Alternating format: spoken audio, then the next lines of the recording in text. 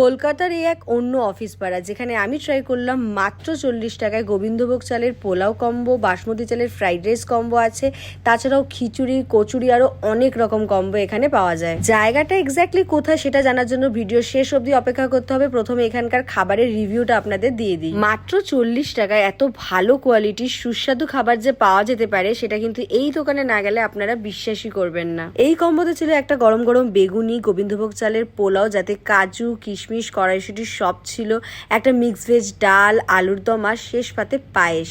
নিরামিষ পোলাওয়ের এই কম্বোটা খেতে কিন্তু আমার অসাধারণ লেগেছে। প্রত্যেকটা আইটেমই কিন্তু কম্বোর ভীষণ ভালো ছিল। তোমরা যদি ফ্রাইড রাইস কম্বো নাও তাহলে কিন্তু পোলাওয়ের পরিবর্তে শুধু ফ্রাইড রাইস থাকবে, বাকি সবকিছু সেমই থাকবে। এই কম্বোতে একটা পাঁপড় ভাজাও ছিল। তাছাড়া যে পায়েসটা এই কম্বোর সাথে সার্ভ করা হয়েছিল, পায়েসটাও খেতে কিন্তু ভীষণ ভালো লাগছিল। এই কম্বোটার পরে নেক্সট আমি ট্রাই করলাম এখানকার কড়াইশুঁটির কচুরির কম্বো, যেখানে 2 পিস কড়াইশুঁটির কচুরি, আলুর দম, ছোলার ডাল আর পায়েস থাকবে। এই কচুরির কম্বোটা কিন্তু মাত্র 25 টাকা। আর কচুরির মধ্যে সত্যিই কিন্তু কড়াইশুঁটির স্টাফিং ছিল।